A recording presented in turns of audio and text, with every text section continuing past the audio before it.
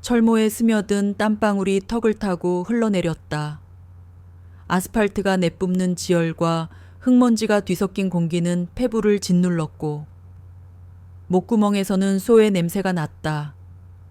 해병대 훈련단 앙룡여단의 연병장은 새벽 훈련이 끝난 후에도 뜨거운 열기로 가득했다. 가스물을 넘긴 신병들의 거친 숨소리가 자욱하게 깔렸고 그들은 금방이라도 쓰러질 듯 위태롭게 서 있었다. 그들의 눈에 담긴 건 공포와 피로, 그리고 한 명의 여자였다. 이 지옥 같은 공간에서 유일하게 흐트러짐 없는 자세로 서 있는 이 바로 그들의 교관, 이지훈 중사였다. 흙먼지로 뒤덮인 전투복 위로 그녀의 계급장은 흐릿했지만 그녀의 눈빛만은 그 어떤 강철보다 단단하고 날카로웠다. 머리끝부터 발끝까지 흐트러짐 없는 자세. 단단하게 굳게 담은 입술은 그녀가 이 자리에 어떤 남자보다도 강한 군인임을 웅변하고 있었다. 앙룡여단은 병사를 훈련시키는 곳이 아니다. 병사를 악마로 만드는 곳이다. 너희의 나약함은 악마의 먹이가 될 것이다. 그녀의 목소리는 낮고 단호했지만 그 속에는 따뜻함이라고는 찾아볼 수 없었다. 그녀는 그저 냉철한 교관. 그 이상도 그 이하도 아니었다. 그녀는 그 어떤 편견도 허락하지 않았다. 남자 군인들은 그녀의 능력 앞에서 고개를 숙였고 그녀의 존재는 끊임없는 자극제이자 넘을 수 없는 벽이었다. 하지만 그녀에게는 또 다른 훨씬 더 무거운 이름이 있었다. 바로 대한민국 해병대를 이끄는 3스타 사령관 이상철 장군의 외동딸이라는 사실. 그 이름은 그녀에게 자랑스러운 훈장이 아니라 벗어던지고 싶은 무거운 족쇄였다. 사람들은 그녀의 능력을 칭찬하면서도 등 뒤에서는 늘 수군거렸다. 사령관 딸이니 저 정도는 당연하지. 보이지 않는 특혜가 왜 없겠어. 그 비수 같은 말들은 그녀의 가슴에 수없이 박혔다. 그래서 그녀는 도망치듯 이곳, 가장 험하고 고된 앙룡여단을 자원했다. 아버지의 그림자가 닿지 않는 곳에서 오직 자신의 힘으로 이지훈으로 인정받고 싶었다. 훈련 끝났으면 장비 정비하고 내무반 복귀한다. 5분 준다. 실시. 그녀의 명령이 떨어지자 해병들은 언제 그랬냐는 듯 일사불란하게 움직였다. 그녀의 등 뒤로 따가운 시선이 하나 날아와 박혔다. 돌아보지 않아도 누군지 알 수 있었다. 이중대장. 강혁진 대위였다. 강 대위는 앙룡여단에서 살아있는 해병 정신 그 자체로 통하는 인물이었다.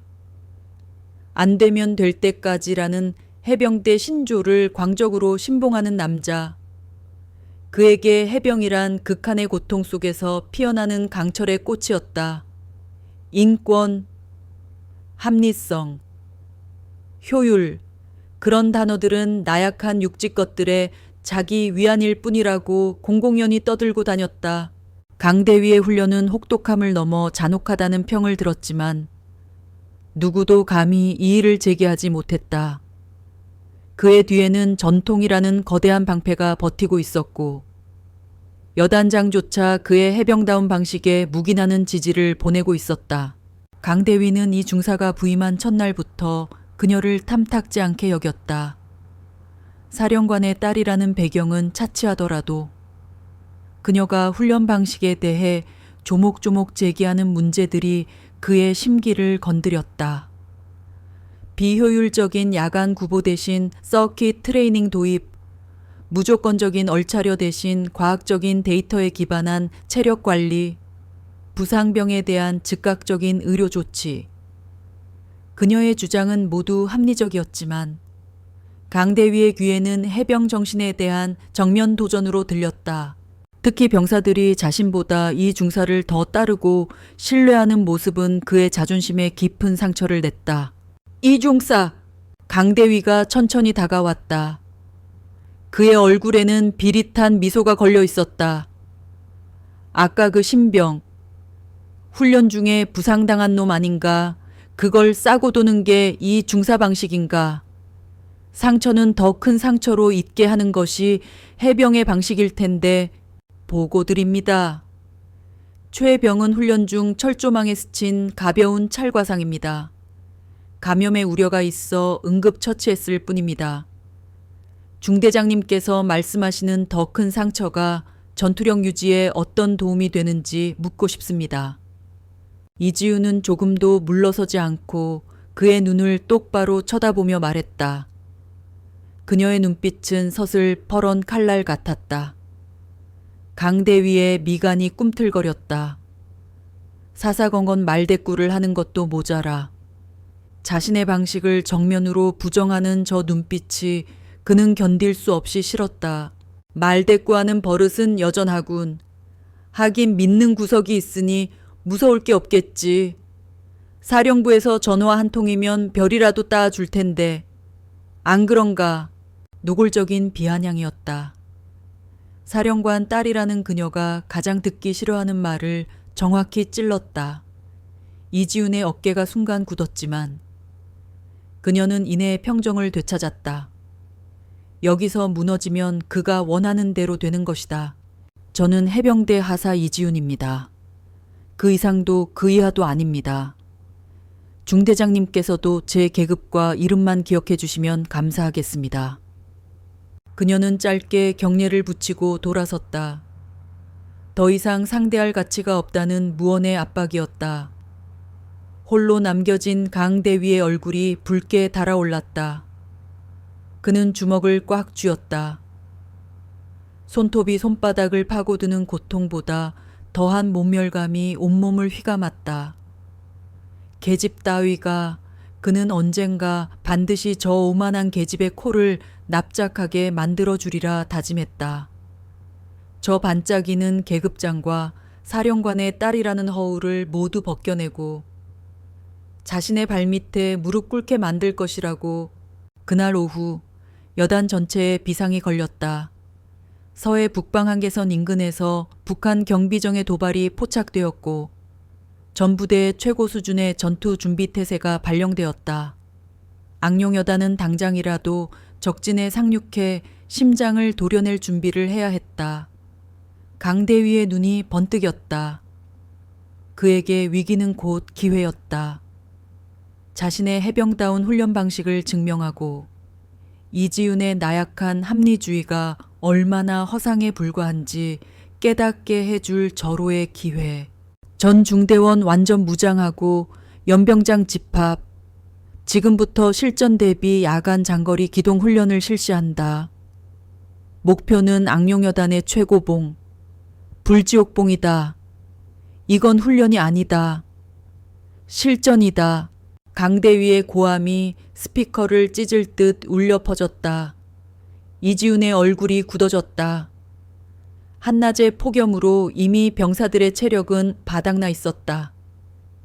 이런 상태에서 무리한 야간 행군은 대규모 부상자를 낳을 뿐이라는 것을 그녀는 본능적으로 알았다. 그녀는 즉시 중대장실로 달려갔다. 중대장님, 재고해 주십시오. 현재 병사들의 상태로는 야간 산악 행군은 무리입니다. 차라리 진지 구축과 방어 태세 점검이 더 효율적입니다. 닥쳐라. 이 중사, 지금 네가 할 일은 내 명령에 토를 다는 게 아니라 네 소대원들을 이끌고 선두에 서는 것이다. 전쟁 나면 적군한테 힘들다고 사정이라도 할 텐가. 내 놈의 그 물러터진 생각 때문에 우리 중대원들이 다 죽어나가는 꼴을 보고 싶어 환장했나. 강대위의 눈은 광기로 번들거렸다. 이미 그는 정상적인 판단을 할 수 있는 상태가 아니었다. 이지훈은 더 이상의 설득이 무의미하다는 것을 깨달았다. 그녀는 입술을 깨물었다. 알겠다. 당신이 원하는 것이 진정한 해병의 모습이라면 내가 보여주겠다. 하지만 내 방식대로. 내 새끼들은 내가 지킨다. 그녀는 말없이 중대장실을 나와 어둠이 내리기 시작한 연병장으로 향했다. 그녀의 소대원들이 불안한 눈빛으로 그녀를 기다리고 있었다. 그녀는 소대원들을 둘러보며 나직하지만 힘있는 목소리로 말했다. 모두 들었을 거다. 지금부터 불지옥봉까지 간다. 힘들 거다. 죽고 싶을 만큼 고통스러울 수도 있다. 하지만 기억해라. 우리는 해병이다. 그리고 너희는 혼자가 아니다. 내가 맨 앞에서 걷고 맨 뒤에서 너희를 밀어줄 거다. 단 한 명의 낙오자도 없이 전원 무사히 복귀한다. 알겠나? 소대원들의 눈에 다시금 투지가 어렸다. 이지우는 그들의 군장을 일일이 점검하며 어깨를 두드려 주었다. 그것은 단순한 격려가 아니었다. 너를 믿는다. 끝까지 함께하겠다는 무언의 약속이었다. 칠흑 같은 어둠이 섬을 삼켰다. 강대 위의 광기 어린 고함과 함께 지옥의 행군이 시작되었다. 이지우는 맨 앞에서 묵묵히 발걸음을 옮겼다. 그녀의 등 뒤로 50명이 넘는 소대원들의 거친 숨소리가 하나의 운명처럼 따라붙고 있었다. 포화 속으로. 그녀는 기꺼이 걸어 들어가고 있었다. 칠흑 같은 어둠을 가르며 시작된 행군은 새벽이 가까워질수록 병사들의 영혼까지 갉아먹는 지독한 사투가 되어갔다. 한낮에 태양이 남기고 간 지열은 식을 줄 몰랐고 습기를 머금은 밤 공기는 폐부를 짓누르는 납덩이 같았다. 완전 군장의 무게는 청은망은이었고 가파른 산길은 끝없이 이어졌다. 병사들의 입에서는 단내 섞인 거친 숨소리가 끊임없이 터져 나왔고 땀으로 흠뻑 젖은 전투복은 차가운 쇠사슬처럼 몸을 감았다. 악으로 깡으로 버텨라. 여기가 지옥이면 적지는 불지옥이다. 불지옥에 뛰어들 놈들이 이까지 산길 하나에 퍼져 해병의 수치인 줄 알아라. 선두에서 길을 열던 강혁진 대위의 목소리는 쉬어 있었지만 그 속의 광기는 더욱 선명해졌다. 그는 마치 이 고통을 즐기는 사람처럼 보였다. 병사들이 힘겨워할수록 그의 눈은 더욱 형형하게 빛났다. 그는 내열을 오가며 조금이라도 처지는 병사가 보이면 어김없이 욕설과 함께 군화를 날렸다. 그의 발길질은 정확히 병사들의 가장 아픈 곳을 찾아들었다. 몸의 고통은 둘째치고 강대위의 폭언은 병사들의 자존감을 짓밟고 그들의 정신을 갉아먹었다. 한 병사는 묵묵히 고통을 견디는 대신 공포에 질린 눈으로 그를 올려다볼 뿐이었다. 반면 이소대를 이끄는 이지훈 중사의 방식은 정반대였다. 그녀는 묵묵히 가장 앞에서 걸으며 소대원들의 페이스를 조절했다. 그녀의 손에 들린 작은 손전등은 험한 길을 비추는 동시에 뒤따르는 소대원들에게 내가 여기 있다는 안도감을 주는 등불이 되었다. 그녀는 불필요한 말을 아꼈다. 대신 뒤처지는 소대원의 군장을 말없이 나눠 들었고 다리에 쥐가 난 소대원의 곁에 쪼그려 앉아 근육을 풀어주었다. 그녀의 침묵은 강대위의 광기 어린 고함보다 훨씬 더 강력한 힘으로 소대원들을 일으켜 세웠다. 그녀의 존재는 그들에게 물리적 고통을 이겨낼 수 있는 정신적 지주가 되어 주었다. 마침내 불지옥봉 정상이 눈앞에 보였을 때 동쪽 하늘이 희미하게 밝아오고 있었다. 병사들의 얼굴에는 피로와 안도가 교차했다. 그들은 이제 모든 고통이 끝났다고 생각했다. 하지만 강대위는 그들의 마지막 희망마저 짓밟아 버렸다. 지금부터 정상까지 15분 준다. 시간 내에 도착 못하는 놈들은 팬티 바람으로 해안까지 구보로 복귀시킨다 실시. 병사들의 얼굴에서 핏기가 가셨다. 이미 한계에 다다른 체력으로 가파른 마지막 구간을 15분 안에 주파하는 것은 불가능에 가까웠다. 그것은 훈련이 아니라 명백한 가혹행위였다. 중대장님, 이건 너무하십니다. 이지훈이 참지 못하고 소리쳤다. 그녀의 눈빛은 흔들림 없이 강대위를 향하고 있었다. 닥쳐라. 이 중사 내 명령에 따를 수 없다면 지금 당장 계급장 떼고 꺼져. 내까지 게 뭔데. 내 훈련에 감놔라. 벤와라야. 사령관 딸이면 다야. 여기가 내 놀이터인 줄 알아. 강대위는 이지훈을 쏘아붙이고는 보란듯이 시간을 재기 시작했다. 그의 입계는 승리자의 비릿한 미소가 걸려 있었다. 병사들은 선택의 여지가 없었다. 그들은 마지막 남은 힘을 쥐어짜내며 비명을 지르듯 산을 향해 기어 올라갔다. 그 처절한 행렬의 맨 뒤에서 한 병사가 휘청거렸다. 김도현 이병. 이지훈이 낮에 치료해 주었던 아직 애된 티를 벗지 못한 신병이었다. 도현아, 정신 차려. 옆에 있던 동기가 그의 팔을 잡았지만 김이병의 눈은 이미 초점을 잃고 있었다. 그의 몸이 맥없이 쓰러졌다. 탈수와 과로로 인한 열사병 증세였다. 의무병 김이병 쓰러졌다. 당장 와봐. 이지훈이 다급하게 외치며 김이병에게 달려갔다. 그녀가 김이병의 방탄모를 벗기고 상태를 살피는 순간 강대위가 악마 같은 얼굴로 다가왔다. 꾀병 부리지 말고 당장 일어서. 이 새끼야. 강대위는 김이병의 멱살을 잡아채려 했다. 이지훈이 그의 앞을 막아섰다. 손대지 마십시오. 지금 김이병 상태 안 보이십니까? 이대로 두면 정말 큰일 납니다. 당장 훈련 중단하고 의무대로 후송해야 합니다. 비켜라. 이 중사 내가 뭔데? 내 훈련에 감나라? 벤 와라야 사령관 딸이면 다냐? 여기가 내 놈 놀이터인 줄 알아. 강대위의 이성이 완전히 끊어졌다. 그의 얼굴은 분노로 일그러져 있었다. 그는 이지훈을 거칠게 밀치고 쓰러진 김이병에게 다가갔다. 그리고는 주변을 두리번거리더니 훈련을 위해 임시로 설치해둔 산불 진화용 소방 호스를 가리켰다. 그 호스는 근처 계곡물을 끌어다 쓰는 고압 펌프와 연결되어 있었다. 정신이 썩어 빠졌으니 몸뚱이가 저 모양이지. 내가 오늘 내 정신을 번쩍 들게 해주마. 저 호스 이리 끌고 와.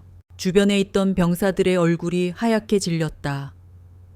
산불 진화용 고압 호스의 수압은 사람이 맨몸으로 감당할 수 있는 수준이 아니었다. 잘못 맞으면 뼈가 부러질 수도 있는 흉기나 다름없었다. 안 돼, 중대장님. 제발. 병사들이 말리려 했지만 강대위는 이미 눈에 뵈는 것이 없었다. 그는 직접 호스를 끌어와 밸브를 열었다. 콱! 엄청난 압력의 물줄기가 김이병의 몸을 강타했다. 김이병은 비명조차 지르지 못하고 낙엽처럼 나뒹굴었다. 의식을 잃은 몸이 축 늘어졌다. 멈춰, 당장 멈추란 말이야. 이 살인자야. 이지훈의 절규가 산 전체를 울렸다. 그녀는 미친 듯이 달려가 김이병의 앞을 가로막아섰다. 차가운 물줄기가 이번에는 그녀의 몸을 때렸다. 숨을 쉴 수 없는 충격에 눈앞이 캄캄해졌다. 하지만 그녀는 쓰러지지 않았다. 두 발로 버티고 서서 등 뒤에 김이병을 온몸으로 지켜냈다. 하 중사. 내년이 끝까지 자신의 앞을 가로막고 선 하설인 이지훈의 모습에 강대위의 분노는 극에 달했다. 그는 이성을 잃고 밸브를 더욱 활짝 열었다. 더욱 거세진 물줄기가 이지훈을 덮쳤다.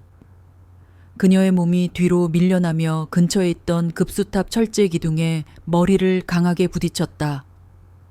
쿵 하는 둔탁한 소리와 함께 그녀의 방탄모에 선명한 금이 갔다. 이지훈의 눈이 서서히 감겼다. 그녀의 몸이 힘없이 바닥으로 쓰러졌다. 그녀의 귓가에 멀어지는 병사들의 비명소리가 희미하게 들려왔다. 나의 새끼들 지켜야 하는데. 그것이 그녀의 마지막 생각이었다. 정적 광기 어린 물줄기가 멈추자 불지옥봉 정상에는 숨 막히는 정적만이 감돌았다. 방금 전까지 지옥도를 방불케 하던 현장은 마치 시간이 멈춘 듯 고요했다. 병사들은 하얗게 질린 얼굴로 쓰러진 이지훈 중사와 김도연 이병, 그리고 악마처럼 서 있는 강혁진 대위를 번갈아 쳐다볼 뿐 아무도 감히 입을 열지 못했다. 강 대위의 거친 숨소리만이 정적을 깨고 있었다. 그의 눈에 서려 있던 광기는 온데간데 없고 당혹감과 뒤늦은 공포가 그 자리를 채우고 있었다.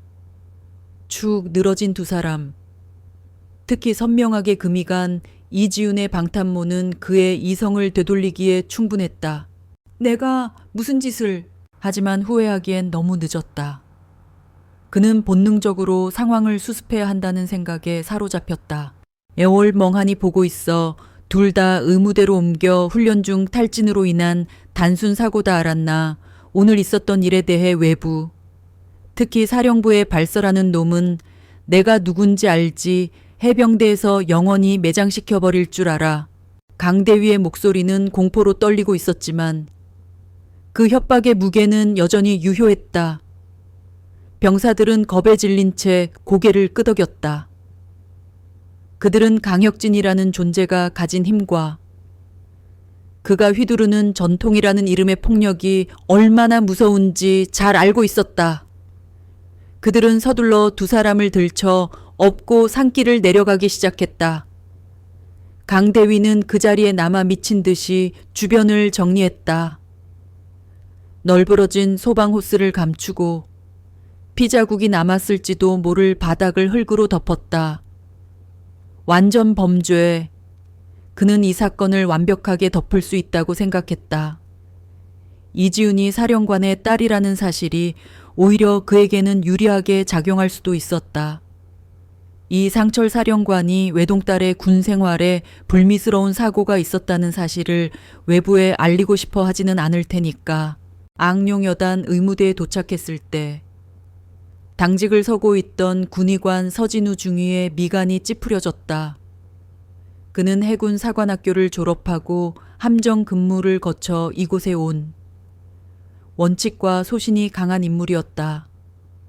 강대위가 제출한 야간 훈련 중 탈진 및 실족 사고라는 보고서는 너무나 허술했다. 강대위님, 보고서 내용과 환자들 상태가 좀 다른 것 같습니다만 서중위의 나지막한 목소리에 강대위의 심장이 쿵 내려앉았다. 어가 다르다는 겁니까? 훈련 받다 보면 다치고 쓰러질 수도 있는 거지. 서중위는 육지에서 편하게 의학 공부만 하셔서 해병대 훈련이 어떤 건지 잘 모르는 모양입니다. 강대위는 애써 태어난 척하며 서중위를 깎아내렸다. 하지만 서중위는 물러서지 않았다. 저는 환자의 상태를 의학적 소견에 따라 판단할 뿐입니다. 김이병은 심각한 열사병 증세와 함께 저천증을 보이고 있습니다. 이건 상식적으로 동시에 나타나기 힘든 증상입니다. 마치 뜨거운 찜질과 냉찜질을 동시에 한 것처럼요. 그리고 이 중사님은 서중위는 말을 잇지 못하고 금이 간 이지훈의 방탄모를 가리켰다. 실족으로 머리를 부딪혔다고 하기엔 충격의 강도가 너무나 큽니다. 방탄모가 이렇게 깨질 정도면 단순 실족이 아닙니다. 게다가 두 사람 모두 옷에서 강한 수압으로 맞은 듯한 티 흔적이 발견되었습니다. 이건 마치 물대포라도 맞은 것 같은 모습입니다. 서진우 중위의 예리한 지적에 강 대위의 얼굴이 새하얗게 질렸다. 그는 서중위의 어깨를 잡고 의무대 구석으로 끌고 갔다. SEO 중위, 우리끼리 얘기합시다. 좋은 게 좋은 거 아니겠습니까? 괜히 일 크게 만들 필요 없지 않소. 이번 일 잘 덮어주면. 내가 나중에 함대 사령부에 있는 동기들한테 얘기해서 서중위님 원하는 자리로 갈 수 있게 힘 좀 써드리리다. 노골적인 회유와 협박이었다. 하지만 서진우는 그런 것에 흔들릴 사람이 아니었다. 그는 의사로서의 양심과 군인으로서의 명예를 목숨처럼 여기는 사람이었다. 그는 강대위의 손을 뿌리치고 차가운 목소리로 말했다. 저는 제 소견을 담은 정식 보고서를 여단장님과 해병대 사령부 의무실에 동시 보고할 겁니다. 환자의 상태를 조작하고 은폐하는 것은 의사로서, 군인으로서 할 짓이 못 됩니다. 강대위는 절망했다. 일이 완전히 틀어지고 있었다. 그는 마지막 발악처럼 소리쳤다. 이 중사가 누군지 알고 하는 소리야. 이 상철 사령관님, 외동딸이야. 이 일이 사령관님 귀에 들어가면 당신이나 나나 무사하지 못해. 사령관님 명예에 똥칠할 셈이냐고. 그 순간 서진우 중위의 눈이 번뜩였다. 이 상철 사령관, 그는 해군 사관학교 시절 생도들에게 절대적인 존경을 받았던 전설적인 교관 이 상철을 기억했다. 불의와 타협하지 않고 자신의 신념을 위해서라면 그 어떤 외압에도 굴하지 않았던 진짜 군인, 그의 딸이라면 이 사건을 절대 이대로 덮어서는 안 된다는 확신이 들었다. 서중위는 강대위를 무시하고 자신의 집무실로 돌아왔다. 그는 떨리는 손으로 보안 통신망에 접속했다. 그리고 해병대 사령부 의무실장이자 자신이 가장 존경하는 선배에게 메시지를 보냈다. 선배님, 긴급 상황입니다. 악령여단 이지훈 중사 관련입니다. 그는 자신이 기록한 환자들의 상태, 상처 사진, 그리고 강대위가 제출한 허위 보고서와 자신의 소견을 담은 파일을 첨부했다. 마지막으로 그는 이렇게 덧붙였다. 이것은 단순 사고가 아닌 명백한 가혹행위이자 살인 미수입니다. 부디 진실을 밝혀주십시오. 몇 시간 후 경기도 화성시의 해병대 사령부 사령관 이상철 대장의 집무실은 폭풍 전야처럼 고요했다. 그는 막 합동참모본부와의 화상회의를 마치고 지친 몸을 의자에 기댔다. 그때 비서실장이 하얗게 질린 얼굴로 뛰어들어왔다. 그의 손에는 극비라는 붉은 도장이 찍힌 보고서가 들려 있었다. 사령관님, 악령여단에서 올라온 보고입니다. 이 상철은 무심코 보고서를 받아들었다. 그러나 보고서 첫 줄에 적힌 이지훈 중사라는 이름을 본 순간 그의 눈빛이 얼음장처럼 차갑게 변했다. 그는 보고서를 읽어 내려갔다.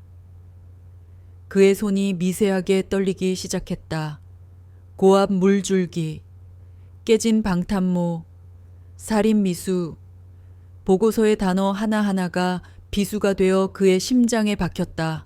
이게 사실인가? 그의 목소리는 지독하게 낮고 차가웠지만 그 안에는 용암처럼 들끓는 분노가 담겨 있었다. 이무실장 확인 결과 보고 내용은 모두 사실이며 현지 군의관의 목숨을 건 증언이 있었다고 합니다. 이 상철은 눈을 감았다. 눈앞에 어릴 적 딸의 모습이 스쳐 지나갔다. 아빠처럼 멋진 군인이 되고 싶다며 작은 손으로 거수경례를 하던 아이. 아버지의 그늘을 벗어나겠다며 가장 험한 곳으로 떠난 대견하고도 안쓰러운 딸. 그 딸이 지금 차가운 의무대 침상에 누워 사경을 헤매고 있었다. 그가 다시 눈을 떴을 때 그의 눈은 더 이상 인간의 눈이 아니었다. 그것은 모든 것을 불태워버릴 심판의 불길이었다. 이서 실장, 예계사령관님, 당장 헬기 띄워. 목적지는 백령도다.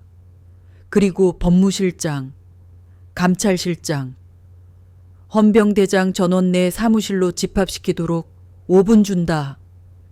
그의 명령은 짧고 단호했다. 비서실장은 온몸에 소름이 돋는 것을 느끼며 뛰쳐나갔다. 해병대 사령관의 출림은 곧 전쟁을 의미했다. 특히 법무, 감찰, 헌병 병력을 대동한 사령관의 야간 강습은 전례가 없는 일이었다. 잠시 후 굉음과 함께 해병대 1호 헬기가 어둠을 뚫고 솟아올랐다. 헬기는 서해의 거친 바다를 향해 전속력으로 날아갔다. 헬기 안에서 이 상철 사령관은 창밖의 칠흑 같은 어둠을 응시하며 굳게 입을 다물고 있었다. 그의 분노는 이미 하늘을 찔렀다. 그러나 그는 단순한 아버지가 아니었다. 그는 대한민국 해병대를 책임지는 사령관이었다. 이 사건은 단순히 한 명의 가해자를 처벌하는 것으로 끝나지 않을 것이다. 그는 이번 기회에 해병대 내에 암처럼 퍼져 있는 낡고 부조리한 악습의 뿌리를 완전히 뽑아버릴 생각이었다. 심판의 서막이 올랐다. 그 누구도 막을 수 없는 붉고 거대한 파도가 백령도를 향해 무섭게 돌진하고 있었다. 새벽의 공기는 차갑고 눅눅했다. 해병대 백령도 기지는 폭풍 전야의 고요함 속에 잠들어 있었다. 그러나 그 고요함을 깨뜨리는 굉음이 하늘을 갈랐다. 해병대 1호 헬기가 활주로에 내려앉자 잠에서 깨어난 병사들은 창밖으로 의아한 눈길을 보냈다. 헌병대 차량 여러 대가 헬기를 에워싸고 있었고 붉은 베레모를 쓴 헌병대원들이 긴장한 표정으로 대기하고 있었다. 그들의 시선은 모두 헬기에서 내리는 한 사람에게 집중되었다. 이상철 해병대 사령관. 그는 비서실장과 법무, 감찰실장을 대동하고 있었다. 그의 얼굴은 차갑게 굳어 있었고 그의 눈은 심연처럼 깊고 어두웠다. 강혁진 대위는 중대장실에서 잠을 청하고 있었다. 밤새 잠을 설치고 술에 취해 골아떨어진 참이었다. 그때 문을 두드리는 소리가 요란하게 들렸다. 누구야 이 시간에? 짜증 섞인 목소리로 소리치자 밖에서 헌병대원의 목소리가 들려왔다. 헌병대입니다. 강혁진 대위님 당장 나와주십시오. 강혁진의 심장이 덜컥 내려앉았다. 설마. 그는 어젯밤 벌인 일을 떠올리며 식은땀을 흘렸다. 그는 허둥지둥 옷을 챙겨 입고 문을 열었다. 그의 눈앞에는 헌병대장과 여러 명의 헌병대원들이 서 있었다. 그들의 눈빛은 차갑고 단호했다. 강혁진 대위. 긴급 체포합니다. 혐의는 가혹행위 및 살인미수입니다. 해병대 사령관님의 직통 명령입니다. 이건 무슨, 내가 뭘 했다고? 강혁진은 거세게 저항했다. 그는 이지훈이 사령관의 딸이라는 사실을 알고 있지만 이 상철 사령관이 직접 나설 거라고는 상상도 못했다. 하지만 그의 저항은 무의미했다. 헌병대원들은 그를 순식간에 제압하고 수갑을 채웠다. 강혁진은 허탈하게 끌려나가면서도 믿을 수 없다는 듯 중얼거렸다. 사령관님, 설마 사령관님이 직접... 그 순간 그의 눈에 저 멀리 활주로에 서 있는 이 상철 사령관의 모습이 들어왔다. 그 거대한 존재는 말없이 자신을 노려보고 있었다. 강혁진은 그제야 모든 것을 깨달았다. 그가 저지른 짓의 결과가 얼마나 거대한 폭풍을 불러왔는지 그의 몸에 소름이 돋았다. 같은 시각 악룡여단 의무실. 서진우 중위는 밤새 한숨도 자지 못했다. 이지훈 중사는 위독한 상태였다. 머리 부위의 충격이 너무 컸다. 자칫하면 영구적인 뇌 손상이나 생명에도 지장이 있을 수 있었다. 그는 이지훈의 상태를 지켜보며 끊임없이 기도했다. 자신이 보낸 보고가 헛되지 않기를. 그때 의무실 문이 벌컥 열렸다. 이 상철 사령관이 법무실장과 감찰실장을 대동하고 들어왔다. 그의 눈이 서진우 중위를 향했다. 자네가 서진우 중위인가? 예, 그렇습니다. 사령관님. 서중위는 갑작스러운 사령관의 등장에 당황했지만 이내 침착함을 되찾고 경례를 붙였다. 이 상철 사령관은 대답 없이 이지훈이 누워있는 침상으로 다가갔다. 그는 딸의 창백한 얼굴과 붕대로 감겨있는 머리를 보며 눈을 감았다. 그의 주먹이 부들부들 떨렸다. 딸의 손을 잡고 싶었지만 그럴 수 없었다. 그 손에는 이미 헌병대에게 끌려간 강혁진과 그와 결탁한 간부들에 대한 심판의 명령이 쥐어져 있었다. SEO 중위, 자네가 올린 보고서 잘 보았네. 솔직히 말해보게. 자네는 왜 목숨을 걸고 이 보고서를 올린 건가? 이상철의 목소리는 낮고 차분했지만 그 안에는 모든 것을 꿰뚫어 보는 날카로운 힘이 있었다. 서진우는 잠시 망설였다. 그가 이 보고를 한 진짜 이유는 무엇일까? 사령관의 딸을 살리기 위해서, 아니면 자신의 정의를 지키기 위해서 보고 드립니다. 사령관님, 저는 의사로서, 군인으로서 제 양심에 따라 행동했을 뿐입니다. 의무병은 아픈 사람을 치료하는 존재이지, 권력의 압박에 진실을 외면하는 존재가 아닙니다. 그리고 이지훈 중사님은 진정한 군인이었습니다. 자신의 목숨을 걸고 병사를 지키는 모습에 깊은 감명을 받았습니다. 그런 군인이 부당한 폭력에 쓰러지는 것을 보고만 있을 수 없었습니다. 서진우의 말에 이상철은 아무 말도 하지 않았다. 그는 그저 서진우의 어깨를 한번 꽉 잡았을 뿐이었다. 그 짧은 접촉에는 말로는 다 표현할 수 없는 감사와 존경, 그리고 복잡한 감정이 담겨 있었다. 수고했네. 자네의 용기가 해병대를 살렸어. 이상철은 잠시 이지훈의 얼굴을 내려다보다가 의무실을 나왔다. 그의 얼굴은 다시 차갑게 굳어 있었고 그의 눈은 심판의 불길로 가득 차 있었다.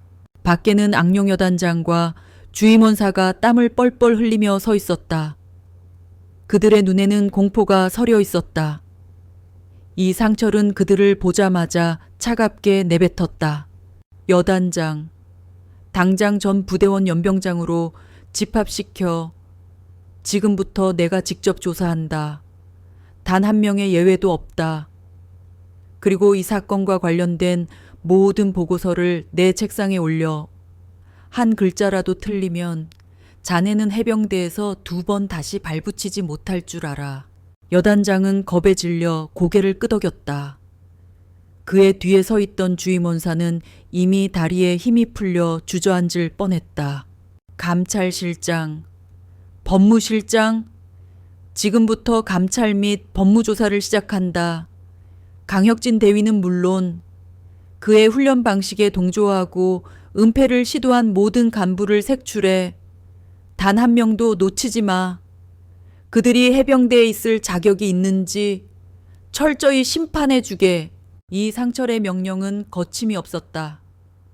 그는 단지 강혁진 한 명을 처벌하는 것을 넘어 해병대 내에 뿌리 깊게 박혀 있는 구시대적이고 비인간적인 악습 자체를 도려낼 생각이었다. 그는 이 사건이 딸에게 남긴 상처를 해병대 전체의 치료를 위한 계기로 삼을 생각이었다. 그리고 이지훈 중사님을 해병대 사령부 직할병원으로 옮겨 최고 수준의 의료진을 붙이고 나는 매일 보고받을 거야. 단, 보안은 철저하게 유지해 사령관 딸이라고 특별 대우하는 것처럼 보이지 않게. 마지막 명령은 아버지가 딸에게 보내는 조용한 사랑이었다. 그는 딸의 군 생활이 자신의 그늘 아래에서 이루어진 것처럼 비치는 것을 원치 않았다. 그는 딸의 용기가 정당하게 인정받기를 바랐다. 새벽의 정적은 깨졌고 악룡여단 전체는 공포와 혼란에 휩싸였다. 한 사람의 용기와 또 한 사람의 양심이 거대한 파도를 일으켜 해병대 전체를 뒤흔들고 있었다. 이 파도가 어떤 결과를 가져올지 그 누구도 알 수 없었다. 다만 한 가지 분명한 것은 해병대의 새로운 새벽이 밝아오고 있다는 사실이었다. 백령대 드리워진 새벽의 어둠은 이 상철 사령관의 등장과 함께 순식간에 걷히고 있었다. 해병대 1호 헬기가 착륙한 지 30분 만에 악룡여단 전체는 폭풍우에 휩쓸린 듯 혼란에 빠졌다. 강혁진 대위는 이미 체포되어 호송되었고 그의 오른팔 노릇을 하던 간부들도 헌병대에 의해 한 명씩 끌려 나오고 있었다. 그들의 얼굴은 공포와 절망으로 일그러져 있었다. 악룡여단의 병사들은 웅성거리며 어제까지 절대적인 권력을 휘두르던 강 대위와 그의 부하들이 처참하게 무너지는 모습을 지켜보고 있었다. 그들의 눈에는 믿을 수 없다는 표정과 함께 미묘한 희열과 안도감이 교차하고 있었다. 전 여단, 당장 연병장으로 집합한다. 신속히 움직여 지금부터 특별감찰 조사가 실시된다. 여단장의 목소리가 확성기를 통해 울려 퍼졌다. 병사들은 잠에서 덜 깬 비몽사몽한 상태로 연병장에 모여들었다. 그들의 눈빛은 아직 상황을 제대로 파악하지 못한 채였다. 그때 연단에 오른 이상철 사령관의 모습이 그들의 눈에 들어왔다. 그의 위압적인 존재감은 연병장을 가득 채운 수백 명의 병사들을 한순간에 얼어붙게 만들었다. 그의 눈빛은 맹수처럼 날카로웠고 그의 입술은 굳게 다물려 있었다. 해병대 사령관 이상철이다. 그의 목소리는 낮고 차분했지만 그 속에는 천지를 뒤흔들 듯한 분노가 담겨 있었다. 병사들은 침을 꿀꺽 삼켰다. 나는 오늘 단 한 명의 해병을 살리기 위해 이곳에 왔다. 이상철 사령관의 말에 병사들은 서로의 얼굴을 쳐다보며 수군거렸다. 도대체 누가 그를 움직이게 만들었단 말인가 그때. 이상철은 자신이 들고 옷 낡고 금이 간 방탄모를 높이 들어 보였다. 이지훈의 방탄모였다. 이 방탄모의 주인은 너희 중 한 명이다. 그리고 이 방탄모에 난 금은 너희 중 한 명의 광기, 어린 폭력과 무능한 지휘 아래서 생긴 것이다. 한 해병은 자신의 목숨을 걸고 동료를 지켰다. 그러나 또 한 해병은 그 동료를 짓밟고 진실을 은폐하려 했다. 나는 이 방탄모의 금을 보며 분노했다. 그리고 결심했다. 해병대 내에 뿌리 깊게 박힌 이 썩어빠진 악습의 뿌리를 오늘 여기서 완전히 뽑아버릴 것이라고. 이 상철 사령관의 말은 쩌렁쩌렁 울리며 병사들의 가슴을 파고들었다. 그들은 그제야 모든 것을 깨달았다. 어젯밤 불주옥봉에서 벌어진 참혹한 사건, 그리고 그 희생자가 바로 이지훈 중사였다는 사실. 그들 중 몇몇은 이지훈 중사의 방탄모를 알아보고 눈물을 흘렸다. 그녀의 용기와 희생을 직접 목격했던 이들이었다. 강혁진 대위의 폭력 앞에 침묵할 수밖에 없었던 자신들의 나약함에 대한 죄책감이 그들의 어깨를 짓눌렀다. 이 자리에서 나는 군법 회의를 소집한다. 법무실장은 지금 당장 이 사건에 관련된 모든 인물들에 대한 수사를 시작해 단 한치의 오차도 없이 모든 진실을 밝혀내라. 감찰실장은 지난 1년간 앙용여단에서 발생한 모든 사건, 사고 보고서를 다시 검토해 특히 강혁진 대위가 지휘했던 중대에서 발생한 모든 불미스러운 사건들을 철저히 파헤쳐 나는 단 한 명의 억울한 희생자도 용납하지 않을 것이다. 이 상철 사령관의 명령은 단호하고 거침이 없었다. 그는 단지 한 사람의 복수를 위해 온 것이 아니었다. 그는 해병대 전체의 오물을 걷어내고 새로운 질서를 세우기 위해 온 것이었다. 그의 눈에는 이미 그가 그리는 해병대의 미래가 선명하게 보이고 있었다. 병사들의 존경과 신뢰를 받는 진정한 리더들이 이끄는 해병대, 강철 같지만 동시에 인간적인 그런 해병대. 심판의 칼날은 무자비했다. 강혁진 대위는 중대장직에서 즉시 해임되었고 군사재판에 회부되었다. 그에게 적용된 혐의는 가혹행위, 상관폭행, 직권남용, 그리고 살인미수 등이었다. 이 사건의 진실을 은폐하려 했던 다른 간부들도 줄줄이 체포되었다. 그들의 계급장은 하나씩 떼어졌고 그들의 군인으로서의 명예는 바닥에 떨어졌다. 그들은 한때 해병대의 전통을 굳게 지켜왔다고 자부했지만 그들의 전통은 결국 자신들의 몰락을 가져왔다. 사령관의 지휘 아래 이루어진 전면적인 감찰 조사는 앙용여단 내에 만연해 있던 비리와 악습을 낱낱이 파헤쳤다. 부당한 얼차려, 금품 갈취, 폭언과 폭행 등 그동안 해병 정신이라는 이름으로 묵인되었던 모든 부조리들이 세상 밖으로 드러났다. 여단장은 자신의 부대에서 벌어진 일들을 전혀 알지 못했다는 이유로 질책을 받았고 결국 사직서를 제출했다. 악룡여단은 한순간에 해체 위기에 놓였다. 이 모든 상황을 이끌어낸 이 상철 사령관은 단 한 번도 미소를 짓지 않았다. 그는 심판을 내리는 아버지의 얼굴이었다. 그의 분노는 가라앉지 않았다. 이 모든 부조리가 자신의 딸에게 향했다는 사실을 그는 용서할 수 없었다. 그의 분노는 개인적인 복수심이 아닌 군인으로서의 무거운 책임감에서 비롯된 것이었다. 법무실장, 감찰실장, 이 사건과 관련된 모든 자료는 극비로 붙여 언론에 한마디도 흘려서는 안 돼. 나는 이 일을 조용히 그러나 철저하게 끝낼 것이다. 그리고 여단장, 직무대리를 임명해 새로운 여단장이 부임할 때까지 이 여단을 완전히 새롭게 탈바꿈시켜 부조리를 묵인했던 모든 간부들을 해임하고 진정한 해병 정신을 가진 새로운 간부들로 채워 넣어 앞으로 이 악룡여단은 정의와 인간성이 살아있는 해병대의 상징이 될 것이다.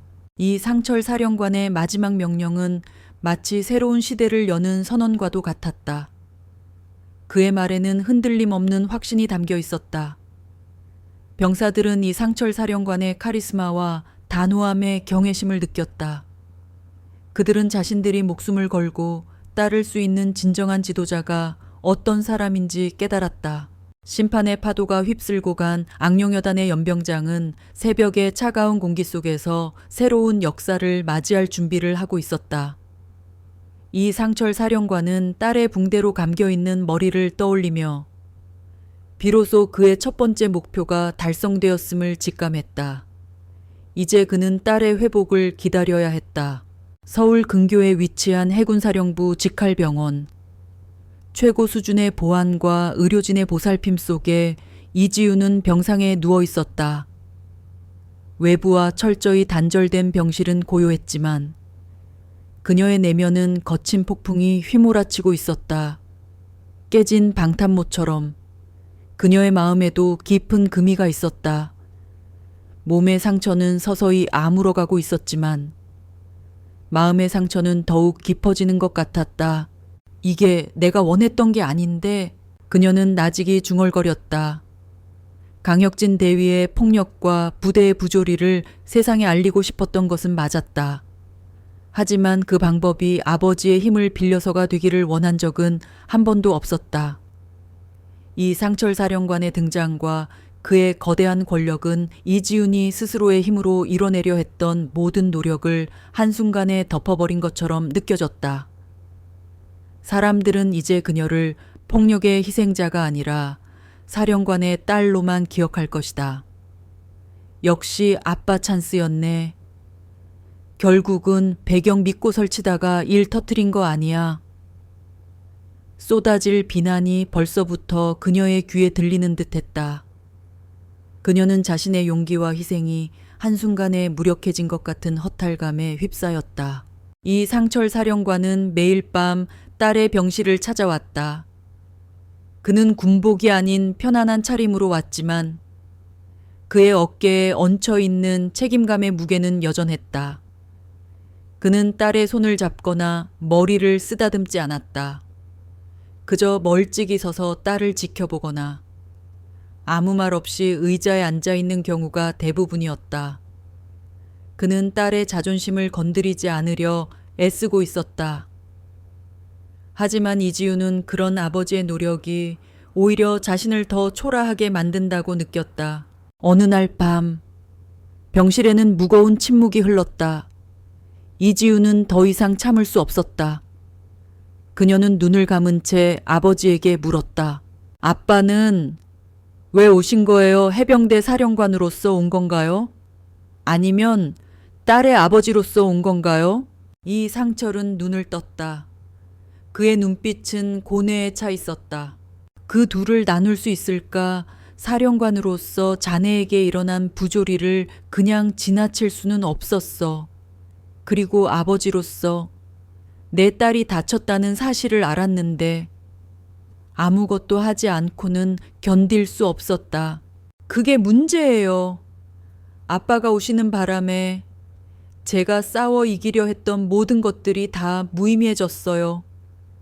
저는 제 힘으로 이 부조리와 싸우고 싶었어요. 해병대 선배로서. 후배들을 위해, 그들을 위해 제가 버틸 수 있다는 걸 보여주고 싶었어요. 그런데 아빠가 한 번에 와서 모든 걸 정리해 버렸잖아요. 이제 사람들은 제가 약해서 아빠를 불렀다고 생각할 거예요. 제 노력은 아무도 기억하지 않을 거예요. 이지훈의 목소리가 떨렸다. 그동안 꾹꾹 눌러 담았던 서운함과 절망감이 폭발하듯 터져 나왔다. 이상철은 딸의 말을 묵묵히 들었다. 그리고는 천천히 딸의 침대 곁으로 다가갔다. 그는 딸의 손을 잡지 않고 대신 금이 간 방탄모를 가리켰다. 나는 그 방탄모를 보며 분노했다. 하지만 그 분노보다 더 강했던 건 자네에 대한 자랑스러움이었네. 강혁진의 광기 어린 폭력 앞에서 수많은 해병들은 두려움에 떨며 도망쳤을 것이다. 그러나 자네는 도망치지 않고 자신의 몸으로 동료를 지켰지. 바로 이 방탄모에 난 금이 그 증거다. 이 방탄모에 난 금은 자네가 얼마나 용감하고 강인한 해병인지, 그리고 얼마나 훌륭한 리더인지 세상에 보여주는 훈장이야.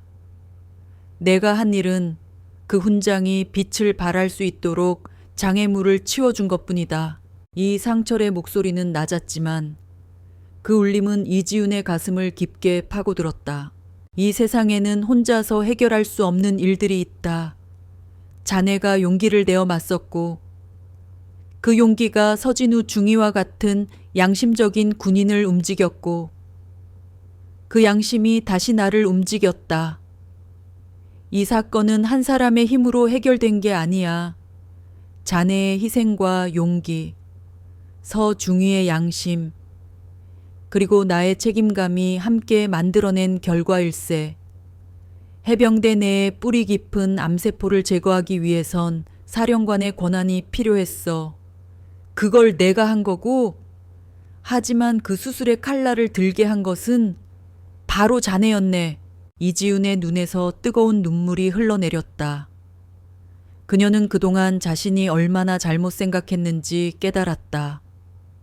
그녀는 혼자가 아니었다. 그녀의 용기는 결코 헛되지 않았다. 그녀의 작은 불꽃이 거대한 불길을 일으켰고 그 불길이 해병대 전체의 어둠을 태우기 시작한 것이었다. 아빠는 그동안 한 번도 저에게 군인 정신을 가르치려 하지 않으셨죠. 굳이 가르치려 하지 않았어도 자네는 이미 해병대 정신을 가지고 있었으니까. 해병대 정신은 무조건적인 복종이나 억압이 아니야.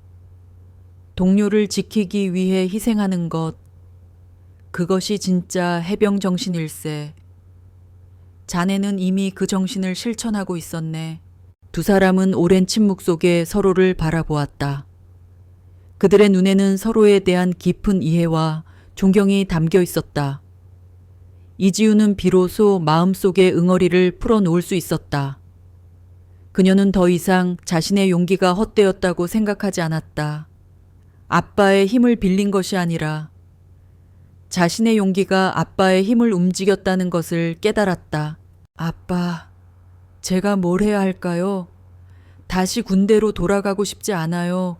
이렇게 다친 몸으로. 아무도 믿어주지 않을 제 위치로. 아니, 이제야말로 자네가 돌아가야 할 때야.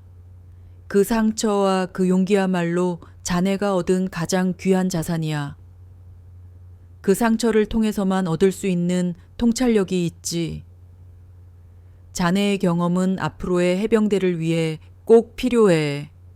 강혁진 같은 악마들이 아닌 자네처럼 동료를 지키는 리더를 키워내야 해. 이지우는 아버지의 말에 깊은 감명을 받았다. 그녀의 상처는 끝이 아니라 새로운 시작이었다. 그녀는 더 이상 도망치지 않고 정면으로 맞서기로 결심했다. 그녀는 자신의 상처와 경험을 바탕으로 해병대의 미래를 바꿔놓을 새로운 리더들을 양성하기로 결심했다. 그녀는 아물지 않은 상처를 보며 고통스러워하는 대신 그 상처를 자신의 가장 강력한 무기로 삼으려 했다. 네, 아빠. 제가 할게요. 제가 그들을 키워낼게요. 저처럼 다치는 사람이 다시는 없도록 저를 가르친 해병대 정신을 그들에게 다시 가르쳐 줄게요.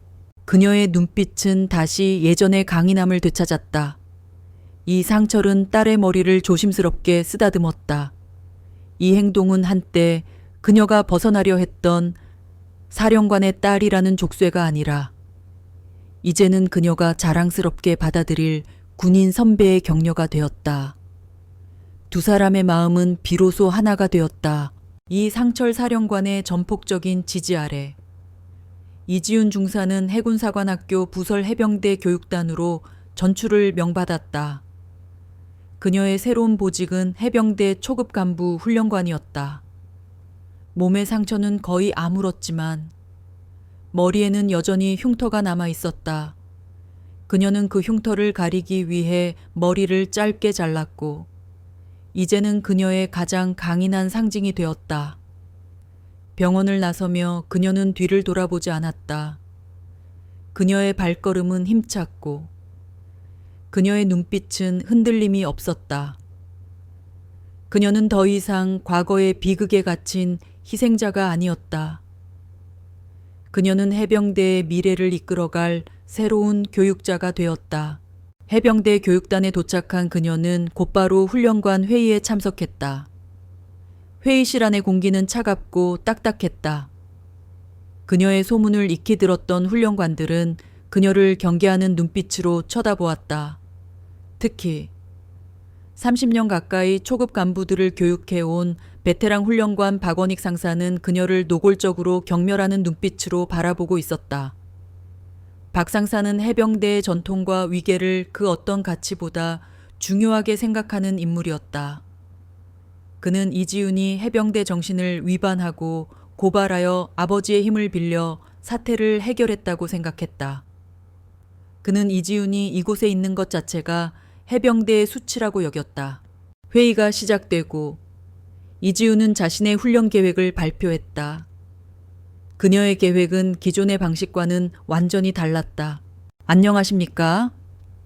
저는 이번에 초급 간부 훈련관으로 부임하게 된 이지훈 중사입니다. 저는 앞으로 선배로서의 책임감을 가르치는 데 주력할 것입니다. 해병대는 귀신 잡는 해병이라고 불립니다. 하지만 저는 그보다 더 중요한 것은 부하를 지키는 해병이라고 생각합니다.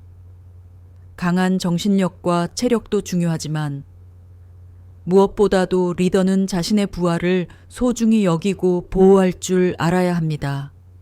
그것이 곧 전투력을 향상시키는 길이라고 믿습니다. 이지훈의 발표가 끝나자 회의실은 술렁거렸다. 기존의 훈련 방식은 해병대는 강해야 한다. 약자는 도태된다는 극단적인 생존주의에 기초하고 있었다.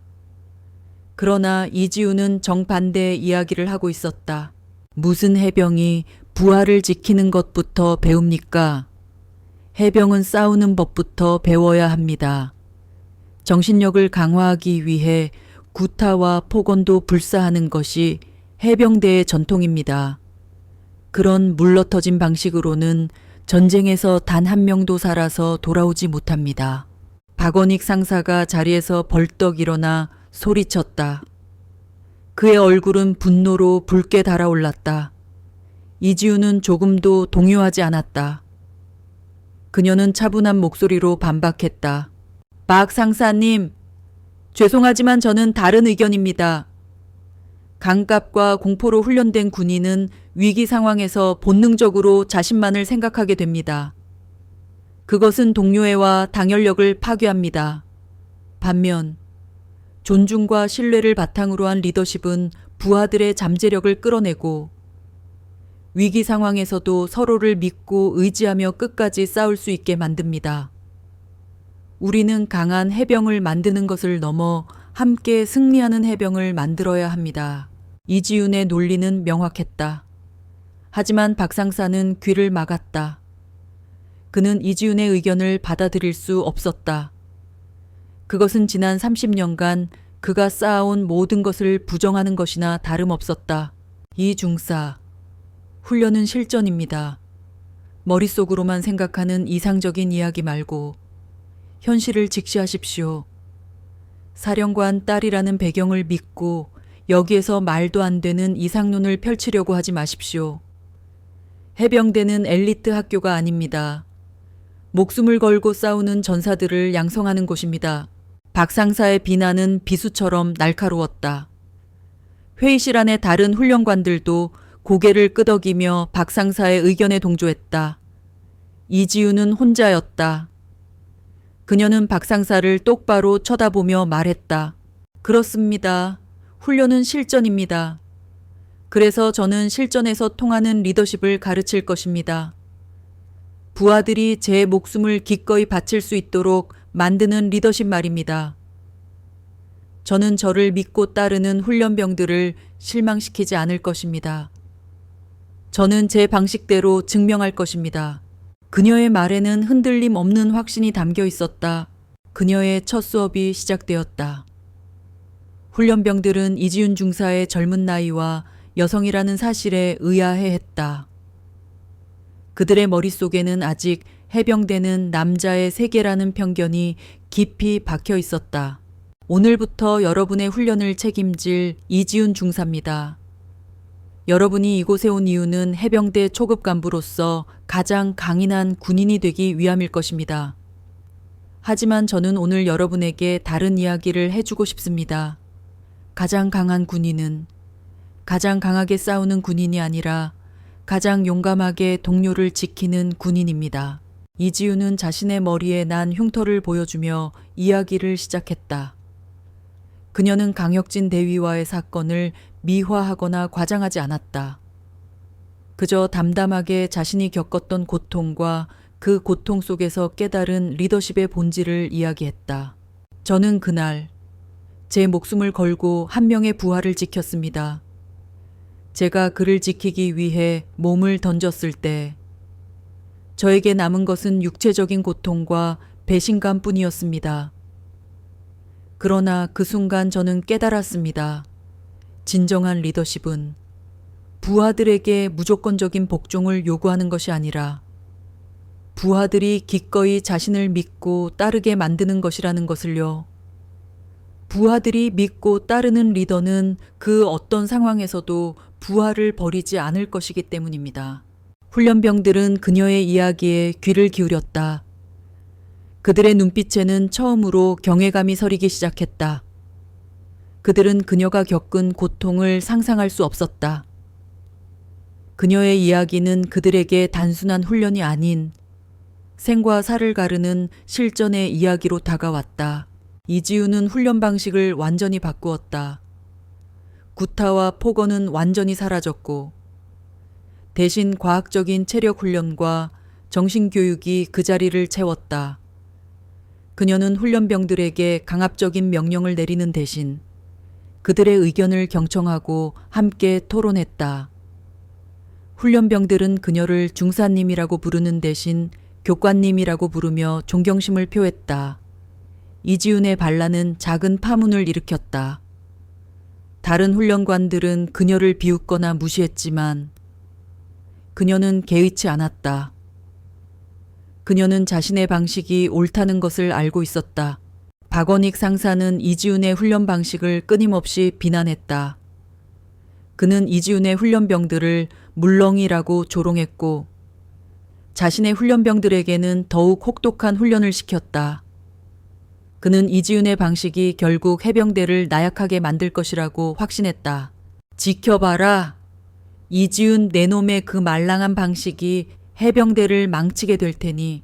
박 상사의 경고에도 불구하고 이지윤은 훈련병들을 믿었다. 그녀는 그들에게 강인한 육체와 정신뿐만 아니라 가장 중요한 것, 즉 서로에 대한 신뢰와 동료애를 가르치고 있었다. 그들의 눈에는 이미 이전에 없었던 끈끈한 유대감이 생겨나고 있었다. 그것은 강압적인 훈련으로는 결코 얻을 수 없는 진정한 리더십의 씨앗이었다. 해병대 교육단은 이지훈 중사의 부임 이후 두 개의 진영으로 나뉘었다. 한쪽은 박원익 상사가 이끄는 전통파였다. 그들은 구타와 얼차려, 그리고 가혹한 훈련을 통해 해병 정신을 주입해야 한다고 믿었다. 그들의 훈련병들은 끊임없이 소리를 지르며 군가를 불렀고 지칠 때까지 연병장을 뛰어다녔다. 박 상사는 훈련병들을 향해 거침없이 욕설을 퍼부었고 그의 눈에는 인간에 대한 연민이라고는 찾아볼 수 없었다. 반면 이지훈 중사는 혁신파의 상징이 되었다. 그녀는 훈련병들에게 강압적인 명령을 내리지 않았다. 대신 그녀는 그들의 눈높이에서 소통했다. 그녀의 훈련은 구호와 폭력 대신 과학적이고 체계적인 방식으로 진행되었다. 그녀는 훈련병들이 왜 이 훈련을 받아야 하는지 그 이유와 목적을 끊임없이 설명했다. 예를 들어 야간 산악 행군 훈련에서는 단순히 달려라고 외치는 대신 이 훈련은 어둠 속에서도 동료의 위치를 파악하고 서로의 호흡을 맞춰 위기를 극복하는 능력을 기르기 위함입니다. 라고 설명했다. 훈련병들은 그제야 자신들이 받는 고통의 의미를 깨달았고 불평 대신 서로를 격려하며 훈련에 임했다. 이지훈은 훈련병들에게 강인함은 몸의 힘에서 나오는 것이 아니라 마음의 힘에서 나온다는 것을 가르쳤다. 그녀는 자신의 경험을 바탕으로 훈련병들과 깊은 대화를 나누었다. 그들은 처음으로 자신들의 속마음을 털어놓을 수 있는 공간을 만났다. 이지훈은 훈련병들이 겪는 어려움과 고민을 귀담아 들었고 그들의 상처를 보듬어 주었다. 그녀는 그들에게 군인은 감정을 가져선 안 된다고 말하는 대신 감정을 통제하는 법을 배워야 한다고 가르쳤다. 박원익 상사는 이지훈의 방식을 비웃었다.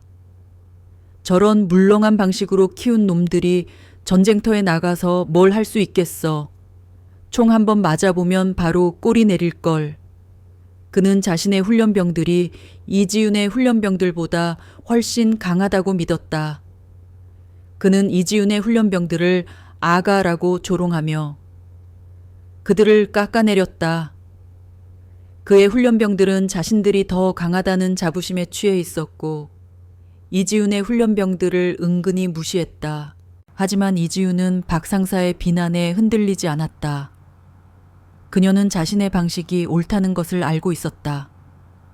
그녀의 훈련병들은 단순히 신체적으로 강해지는 것뿐만 아니라 서로에 대한 믿음과 동료애로 똘똘 뭉쳐 있었다. 그들은 경쟁자이기 이전에 함께 전장에서 생사고락을 나눌 동료였다. 이지훈은 그들에게 이 사실을 끊임없이 주입시켰다. 한 번은 훈련단 전체가 참가하는 모의 전투 훈련이 있었다. 박원익 상사의 소대와 이지훈 중사의 소대가 정찰 임무를 맡게 되었다. 험준한 산악 지형을 통과하는 임무였다. 훈련 시작과 동시에 박 상사의 훈련병들은 이지훈의 훈련병들을 제치고 앞서 나갔다. 그들은 박 상사의 명령에 따라 오직 승리만을 위해 앞만 보고 달렸다. 지쳐서 뒤처지는 동료는 그들에게 걸림돌일 뿐이었다. 반면 이지훈의 훈련병들은 서로의 페이스를 조절하며 함께 움직였다. 선두에 선 병사가 길을 찾고 후미에 선 병사가 나고자를 챙겼다. 그들은 끊임없이 서로의 위치와 상태를 확인하며 무전교신을 주고받았다.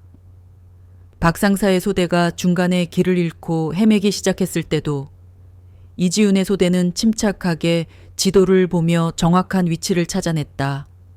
그들은 속도가 느렸지만 단 한 명의 낙오자도 없이 목표 지점까지 도착했다. 결과는 이지훈의 소대의 완벽한 승리였다. 박원익 상사는 결과를 받아들일 수 없었다. 이건 말도 안 돼. 분명히 우리 애들이 훨씬 빨랐다고. 맞습니다. 박 상사님의 훈련병들은 훨씬 빨랐죠. 하지만 그들은 서로를 믿지 못했고 결국 길을 잃었습니다. 한 명이 뒤처지면 나머지 동료들이 위험해질 수 있다는 것을 몰랐습니다. 반면 제 훈련병들은 서로를 믿고 의지하며 끝까지 함께했습니다. 그것이 이 훈련의 목적이었습니다. 속도가 아닌 팀워크와 리더십을 시험하는 훈련이었습니다. 이지훈의 말은 박 상사의 가슴에 비수처럼 박혔다. 그의 얼굴은 분노 대신 굴욕감으로 일그러졌다.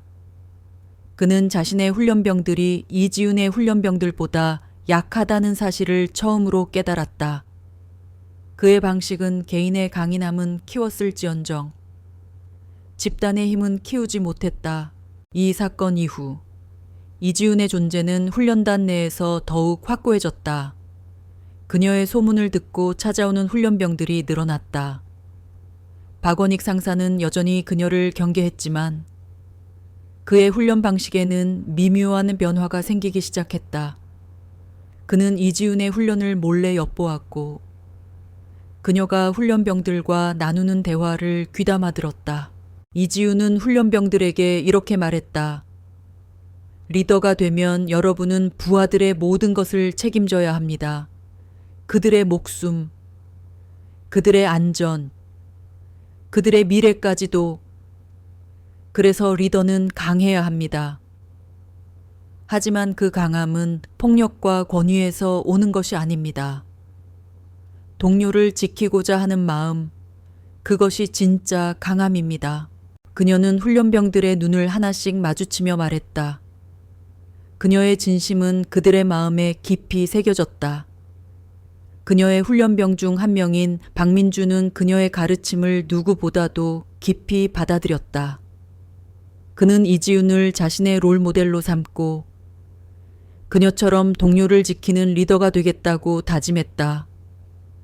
그는 훗날 이지훈의 가르침이 자신의 목숨을 구원할 것이라는 사실을 꿈에도 몰랐다. 시간은 흐르고 흘러 이지훈 중사가 해병대 교육단에서 새로운 리더십을 가르치기 시작한 지 1년이 훌쩍 지났다. 그녀의 교육 방식은 이제 혁신을 넘어 성공 사례로 자리 잡았다. 그녀가 배출한 초급 간부들은 일선 부대로 배치되어 탁월한 리더십을 발휘했다. 그들은 상관에게 복종하는 동시에 부하들을 존중하고 보호했으며 위기 상황에서도 침착하게 팀을 이끌어냈다. 이 상철 사령관의 전폭적인 지지 아래 이지훈의 교육 방식은 해병대 전체의 표준 훈련 지침으로 채택되기 시작했다. 박원익 상사는 이제 더 이상 이지훈을 비난하지 않았다. 그는 그녀의 교육을 따라 하기 시작했다. 물론 그의 방식은 여전히 투박하고 거칠었지만 그의 훈련병들에게 욕설을 퍼붓는 일은 현저히 줄었다. 그들의 훈련병들 사이에서도 이전에 없었던 동료애가 싹트기 시작했다. 그녀의 첫 번째 제자들 중 한 명이었던 박민준, 소위는 경기도 김포의 한 최전방 해병대 소초에 배치되었다. 그는 이지훈 중사의 가르침을 신념처럼 여기며 매일 부하들을 보살폈다. 그는 부하들에게 강요하는 대신 설득했고 군림하는 대신 봉사했다. 그의 소대원들은 그를 아버지처럼 따랐고 그들의 팀워크는 부대 전체에서 최고 수준을 자랑했다. 어느 날 예고 없이 북한군 소규모 특수부대가 비무장지대 DMZ를 넘어 침투했다는 긴급 상황이 발생했다. 박민준 소위의 소초에 비상이 걸렸다. 그의 소대는 즉시 수색 및 격퇴 임무에 투입되었다. 매복 지점으로 이동하던 중 소대원 중 한 명인 김 병장이 지뢰를 밟았다. 쾅 엄청난 폭발음과 함께 김 병장이 고통에 찬 비명을 질렀다. 그의 한쪽 다리는 이미 심각한 부상을 입은 상태였다. 김 병장님, 정신 차리십시오. 박민주는 즉시 달려가 김 병장의 상태를 살폈다. 그의 얼굴은 새하얗게 질려 있었다. 그는 고통과 충격으로 정신을 잃어가고 있었다. 박민주는 즉시 소대원들에게 외쳤다. 모두 멈춰. 김 병장님, 지혈의 구급약조, 당장 후송 요청한다. 후방에 보고해. 우리 위치. 김 병장 상태 전부 상세하게 보고해. 소대원들은 박민준의 침착한 명령에 따라 일사불란하게 움직였다. 그때 한 소대원이 초조한 목소리로 말했다. 소위님, 시간이 없습니다. 적은 바로 뒤에 있습니다. 어서 가야 합니다. 김 병장님은 후방에서 구조대가 올 때까지 기다려야 합니다. 그 소대원은 이지훈 중사의 교육을 받기 전 구타와 폭력을 겪었던 병사였다. 그는 위기 상황에서 나고자를 버려야 한다는 기존의 방식을 본능적으로 떠올렸다. 박민주는 그 소대원의 눈을 똑바로 쳐다보며 말했다. 해병은 동료를 버리지 않는다. 그게 우리가 배운 해병 정신이다. 우리 모두 이지훈 교관님께 배웠잖아. 한 사람도 빠짐없이 복귀한다고. 그 말은 그 소대원뿐만 아니라 모든 소대원들의 가슴을 울렸다. 그들은 박민준, 소위의 단호한 눈빛에서 이지훈 교관의 모습을 보았다. 그들은 더 이상 주저하지 않았다. 한 명은 부상당한 김 병장의 지혈을 도왔고 다른 소대원들은 삼엄한 경계를 펼쳤다. 그들은 자신들의 목숨을 걸고 동료를 지키기 위해 매복 위치를 사수했다. 그때 저 멀리서 북한군 특수부대원들이 모습을 드러냈다. 박민주는 침착하게 소대원들에게 명령했다. 나를 따라 엄폐한다. 적에게 우리 위치를 들키지 마라. 총격전은 피한다. 우리는 김 병장님을 지키고 무사히 후방으로 복귀해야 한다. 그들의 앞에 놓인 것은 무자비한 적들이었다. 하지만 그들의 눈에는 더 이상 공포가 없었다. 그들은 동료를 지키겠다는 일념 하나로 똘똘 뭉쳐 있었다. 박민주는 침착하게 적의 동선을 파악하며 소대원들을 이끌었다. 그들은 김 병장을 둘러싸고 방어 태세를 갖췄다. 그들의 등 뒤에서 들리는 동료의 고통스러운 신음소리는 그들의 전의를 더욱 불태웠다. 그들은 총알이 빗발치는 상황에서도 서로의 위치를 확인하며 소통했고 단 한 명의 부상자도 발생하지 않도록 완벽하게 팀워크를 발휘했다. 그들의 행동은 교과서적인 전투 교범 그 자체였다. 결국 후방에서 출동한 구조대가 도착했다. 그들은 이 상황을 목격하고 감탄을 금치 못했다. 소대원들은 단 한 명의 나고자도 없이 무사히 김 병장과 함께 후방으로 복귀했다. 그들의 성공적인 임무 수행은 해병대 전체에 빠르게 퍼져나갔다. 이 소식은 이상철 사령관의 귀에도 들어갔다. 그는 자신의 집무실에서 보고를 들으며 조용히 미소를 지었다. 이지훈 중사의 가르침이 헛되지 않았군. 동료를 지키고자 하는 마음, 그것이 진짜 해병 정신이지. 박민준 소위가 해병대의 미래를 증명했어. 이상철은 이지훈에게 전화를 걸었다. 이지훈 중사, 자네의 제자 박민준 소위에게 보고를 받았다네. 참으로 자랑스럽다. 자네의 교육 방식이 옳았다는 것을 증명해 준 셈이야. 자네는 이제 내가 해결하지 못한 문제, 즉 진정한 해병의 리더십을 어떻게 키워낼 것인가에 대한 답을 보여주었어. 이지훈은 감격에 차서 눈물을 흘렸다. 그녀의 노력과 희생이 헛되지 않았다는 것을 확인하는 순간이었다. 그녀는 더 이상 자신이 아버지의 그늘에 가려져 있다고 느끼지 않았다.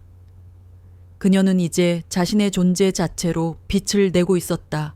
그녀의 제자 박민준의 이야기는 해병대의 새로운 전설이 되었다. 그의 영웅적인 행동은 해병대 전체에 새로운 모범을 제시했다.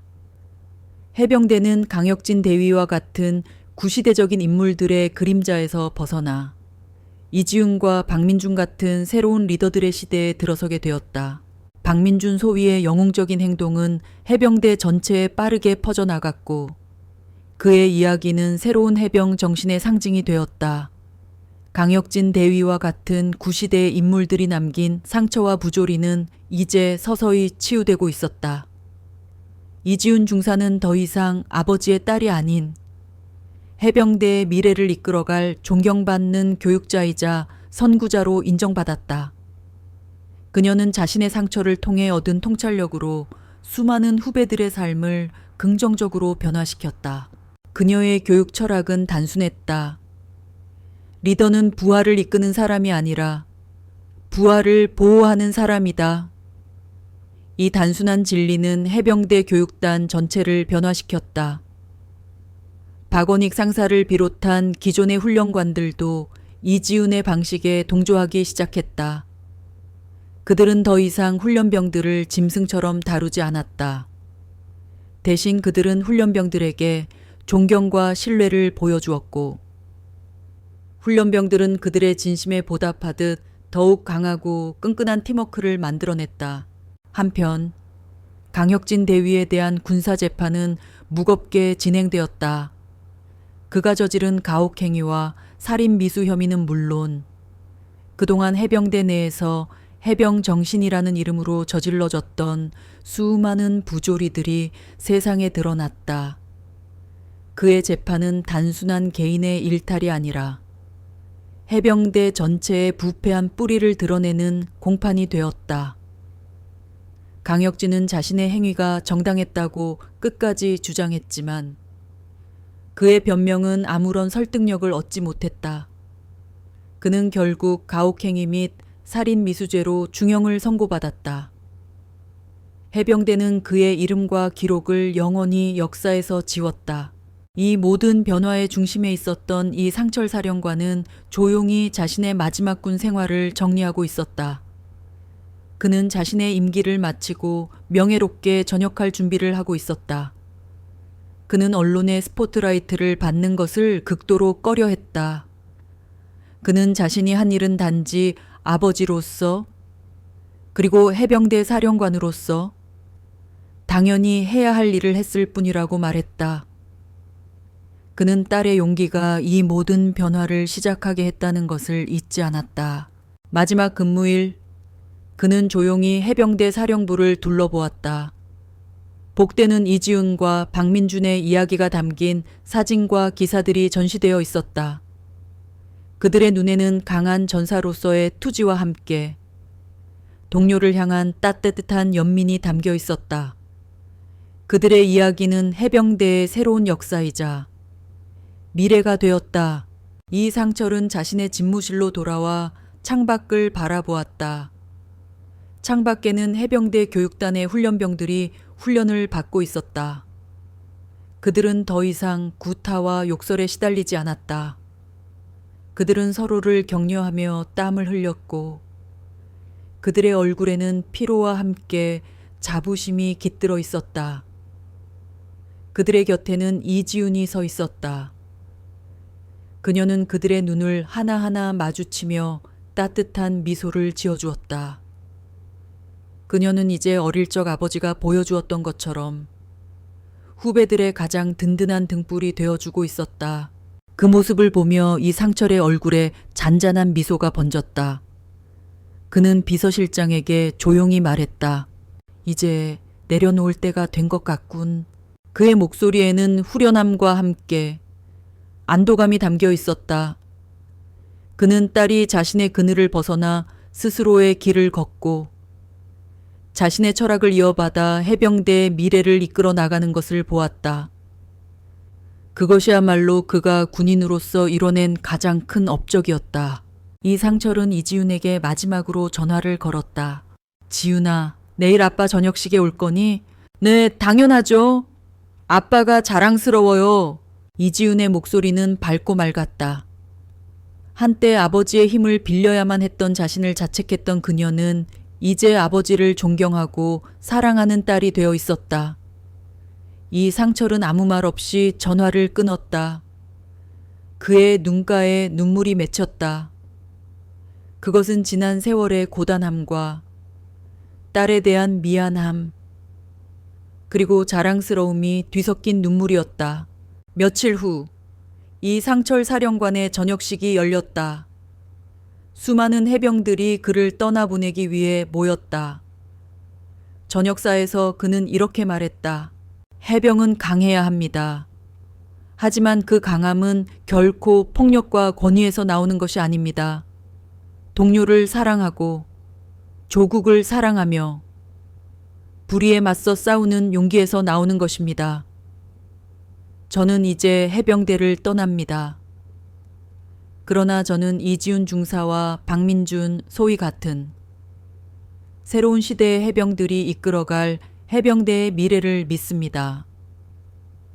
그들이 해병대를 더욱 강하고 더욱 인간적인 조직으로 만들어 줄 것이라고 믿습니다. 그의 전역사는 해병대 전체의 가슴에 깊은 울림을 남겼다. 전역식이 끝난 후 이상철은 홀로 정복을 입고 거수 경례를 하고 있었다. 그때 이지훈이 다가와 경례를 붙였다. 아버지, 지난 30년간의 헌신에 진심으로 감사드립니다.